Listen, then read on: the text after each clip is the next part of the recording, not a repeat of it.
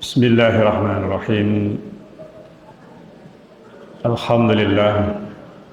Wassalatu wassalamu ala Rasulillah wa ala alihi wa sahbihi wa mawalah ba'd. Jemaah sekalian yang dimuliakan oleh Allah Azza wa Jalla, kita melanjutkan kembali pembahasan kitab Qawaidul Muwahhidin Syarhul Arba'in fi Huquqi Rabbil Alamin. Dan kita masih dalam pembahasan hadis yang ke-18, bab larangan riya, larangan terhadap perbuatan riya. Dan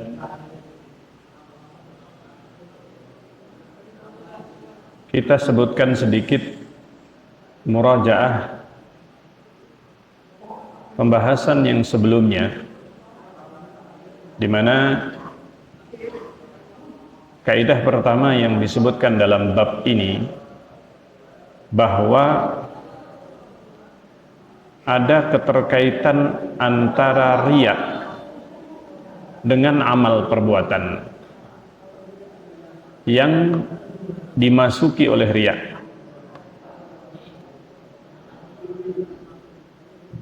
Yaitu bahwa riya pada saat tercampur dengan amal, ada beberapa kondisi atau keadaan. Ini yang disebutkan oleh Al-Hafidz Ibnu Rajab Al-Hambali rahimahullahu ta'ala, yaitu bahwa yang pertama, kondisi pertama, riya yang sifatnya murni. Riya murni yaitu tidaklah amal perbuatan, amal soleh yang dilakukan, tidak ada tujuannya kecuali riya terhadap makhluk, tujuan duniawi semata, murni, tidak ada sama sekali niat untuk Allah Azza wa Jalla. Dan riya ini adalah terdapat pada kaum munafikin. Kaum munafikin di dalam sholat dan seluruh amal perbuatan mereka yang tujuannya hanya untuk kepentingan duniawi saja. Tidak ada niat sama sekali untuk Allah. Tidak ada niat untuk ibadah kepada Allah. Karena pada hakikatnya ini orang kafir keyakinannya. Nah, ini orang munafik, sama sekali tidak ada niat ibadah kepada Allah. Tapi niatnya untuk menyelamatkan dirinya dari keharusan membayar pajak.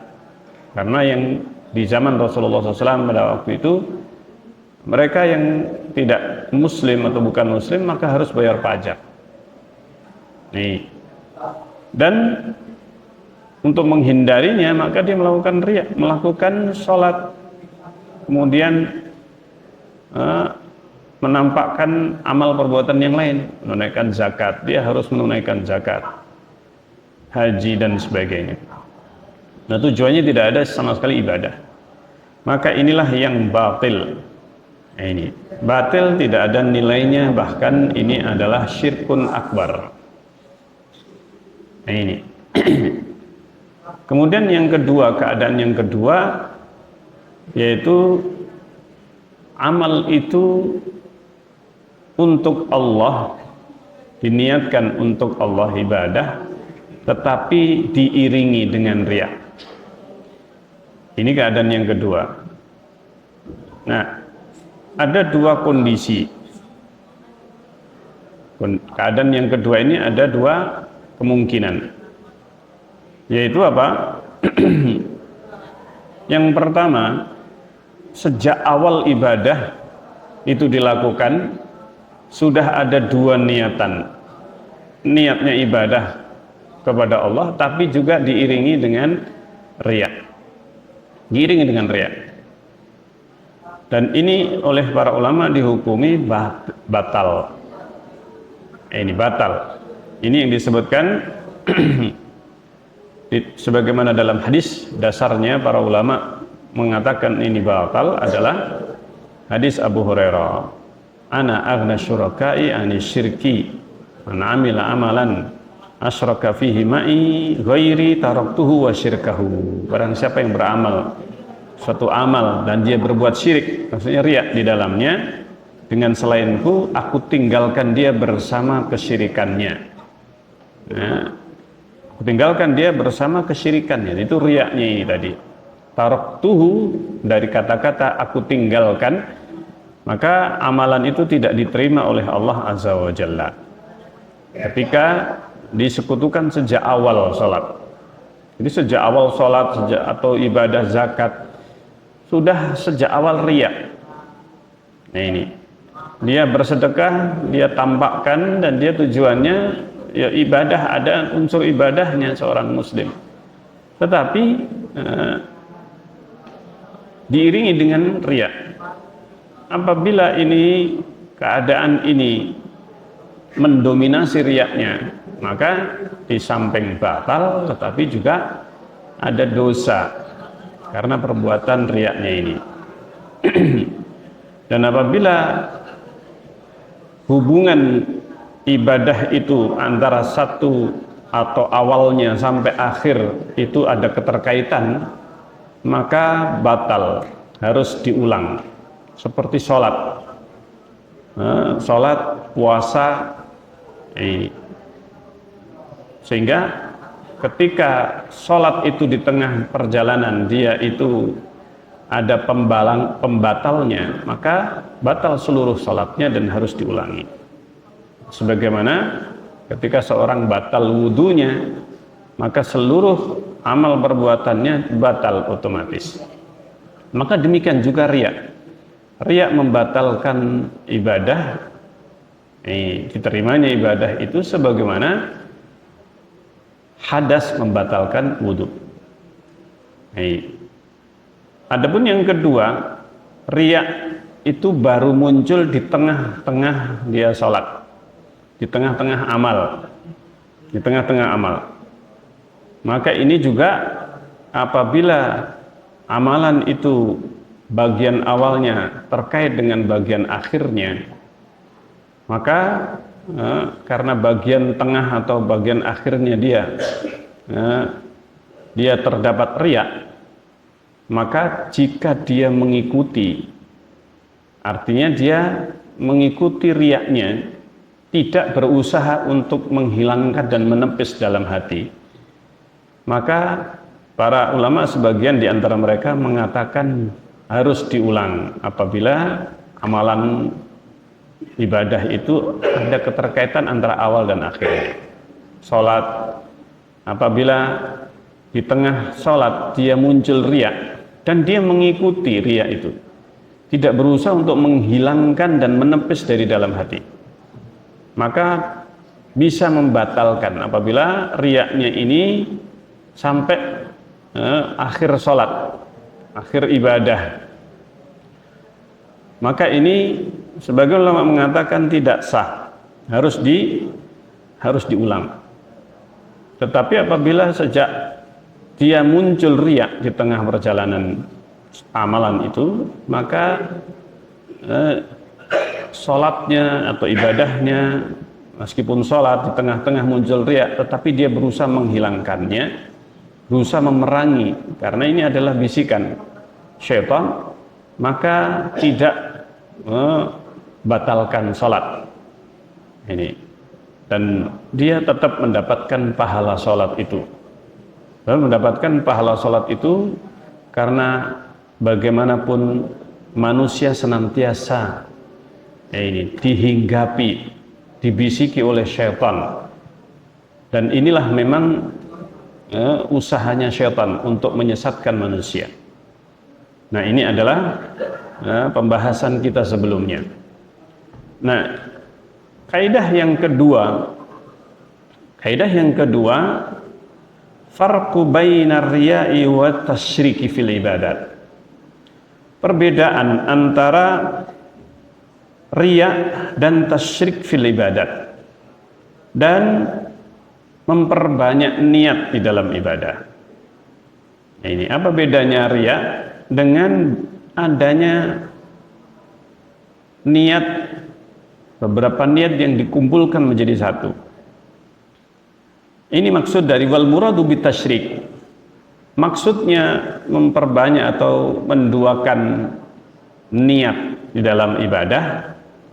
Ini ada dua makna, ahadu amrain.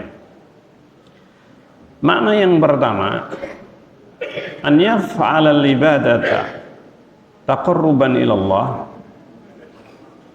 Dia niatnya mendekatkan diri kepada Allah, wa yudhifu laha niyatan ukhra masyru'atan. Tetapi diiringi niat itu di samping ibadah, ada niat lain, tetapi niat itu bukan riya, tetapi niat yang juga disyariatkan, tujuan yang disyariatkan. Artinya secara syar'i itu adalah disyariatkan. Walihada amsilatun katsira. Dan ini banyak contohnya minasyar'il mutahhar, dalam syariat yang disucikan ini, minha diantaranya ma rawahu syaikhan, yang diriwayatkan oleh syaikhan Imam Bukhari dan Muslim. Wal lafdzul Bukhari, dan lafaz hadis ini adalah lafaz Bukhari an Ibnu Mas'udin, dari Ibnu Mas'ud radhiyallahu anhu, anna Rasulullah sallallahu alaihi wasallam, bahwa Rasulullah sallallahu alaihi wasallam qala, beliau bersabda, ya ma'asyaras syabab, wahai sekalian para pemuda, man istata'a minkumul ba'ata falyatazawwaj. Karena sungguhnya barang siapa di antara kalian itu sudah mampu ba'ah, mampu menikah, falyatazawwaj, hendaknya menikah. Wa man lam yastati' fa 'alaihi bis-shaum. Barang siapa yang dia mampu, dia tidak mampu, maka dia harus berpuasa. Fa innahu lahu wija, karena sungguhnya berpuasa itu bisa menjadi tameng, perisai baginya. Fahuna amrun bisyam. Di sini terdapat perintah berpuasa li ajli ibadatin ukhra. Puasa itu ibadah, tetapi perintah puasa ini adalah diperintahkan untuk tujuan ibadah lain. Ibadah lain. Puasa tujuannya ibadah lain. Niat lain. Di samping ibadah berpuasa itu karena Allah, maka ada tujuan lain dalam berpuasa, yaitu hifdzun nafsi minal ma'asi, menjaga diri dari perbuatan maksiat, menghindarkan, menjauhkan dari maksiat. Jadi puasa tujuannya untuk Allah, niatnya ibadah, mendapatkan pahala. Tapi ada manfaat lain dari puasa, dan manfaat ini masyru', disyariatkan, yaitu menjaga dari perbuatan maksiat wal haram, dan yang haram. Perbuatan puasa ini bisa mencegah, bisa mengerem, menahan orang dari perbuatan maksiat. Wa minhu ma'allaqahul Bukhari. Jadi ini tujuan lain ini disyariatkan. Apa tujuannya berpuasa? Ini saya khawatir kalau nggak puasa ini terjerumus dalam maksiat. Terjerumus dalam maksiat. Sehingga ketika dia berpuasa akan terhindar dari perbuatan maksiat. Ketika dia puasa, maka dia akan menghindari maksiat, melihat yang haram, ini kepada lawan jenis. Sehingga dia ketika ingat dia puasa, dia akan menghindari perbuatan-perbuatan maksiat. Ini yang menjerumuskan maksiatnya ini atau syahwatnya ini terpancing. Ini kalau seandainya tidak berpuasa, dia akan mengikuti, lebih mudah mengikuti maksiat. Ketika dia berpuasa, akan terhalang, akan menjadi penghalang dan perisai. Ini Masya Allah. Nah, inilah yang menjadi salah satu di antara makna tujuan dari berpuasa. Demikian juga dasarnya hadis yang diriwayatkan Imam Bukhari jaziman, dengan jazm, dengan pasti. Artinya itu menunjukkan Imam Bukhari mensahihkan hadis ini. Kana Abu Hurairah yunadil imam. Abu Hurairah memanggil imam, la taftini bi amin. Nah ini. Wa hakadha min takhfifis shalah li buka'is sabi. Ketika beliau mengatakan la taftini bi amin, jangan membuat fitnah diriku dengan amin. Wa hakadha min takhfifis salati. Demikian ketika meringankan salat, artinya memendekkan salat, libuka issobi, memendekkan salat karena ada anak kecil yang menangis. Wali ajlil kabir, demikian juga meringankan salat, memendekkan salat, tidak panjang-panjang, dengan tujuan karena ada anak kecil yang menangis, atau karena ada orang tua, atau ada orang yang punya hajat, kebutuhan, ada yang sakit, marid.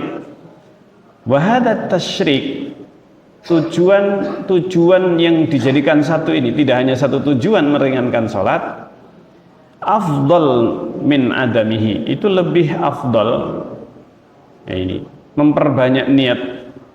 Nah ini dalam satu ibadah memperbanyak niat ini adalah lebih afdal daripada tidak ada. Artinya justru dengan banyak niat ini lebih banyak pahalanya, lebih banyak diharapkan pahalanya. Likaunihi yajma'u baina ibadatain, karena dengan memperbanyak niat ini mengumpulkan beberapa ibadah dalam satu kali amal ibadah.